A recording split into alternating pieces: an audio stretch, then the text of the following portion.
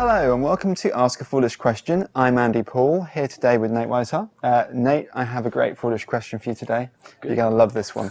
So I was renewing my car insurance at the weekend, and as an Admiral shareholder, I was a little bit surprised because my policy was with Admiral not to see it flash up when I was comparing.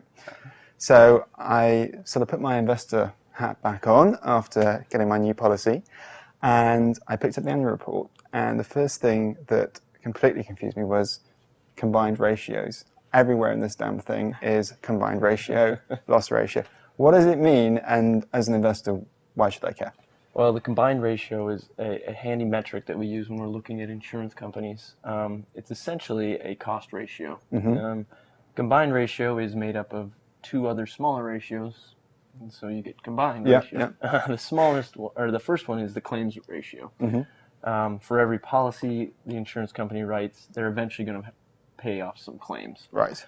And so the better they are at writing the policies, the better the profitability on those policies is, because the claims will be lower or the policies will be expensive enough that the company can make some profit off of them. Right. So they want the claims ratio as small as possible. Mm-hmm. The second one is the expense ratio.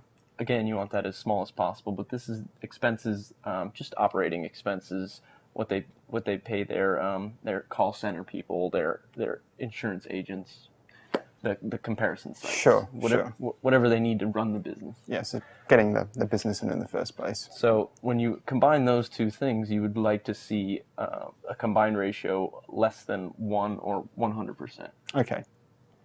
So let's take three of the big ones. So we've got Admiral, Direct Line, and Aviva. And in the spirit of comparing, let's compare. So Admiral, what's it doing combined? Most recently, Admiral's combined ratio was about 95%. Okay. It's up from where it's historically been, but it's still a pretty good ratio. Mm-hmm. Aviva is about 97%. Okay. And Direct Line just came in under 100% the last time they reported, which doesn't sound great, but it's an improving trend for them. Okay, so if we compare those to the industry as a whole, I mean, 5%, 2%, 3%, doesn't sound like a lot, does it? But the industry as a whole has a much higher combined ratio, doesn't it? Yeah. By and large, insurance companies aren't very good at writing insurance policies, believe it or not. Right. The industry average is up above 110%. Okay. Which means that on average, they're all losing 10% of their what they write. So I'm guessing the actual insurance business, ironically, isn't the big driver of cash. So where do they make their money? Well, the biggest source of income is they take your premiums, and until you make a claim, they get to hold that money. And so they invest it, and the income off those investments they keep. And that is really the driver of profits at most insurance companies.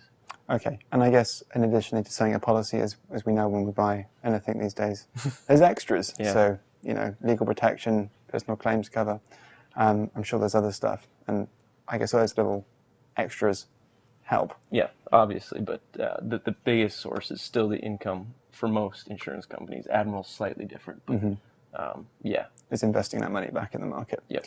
Okay, well, thank you for answering my foolish question. I'm Andy Paul. He's Nate Weishart. If you'd like to learn more about any of the companies we've talked about, Admiral, Aviva, or Direct Line, head over to our website at fool.co.uk.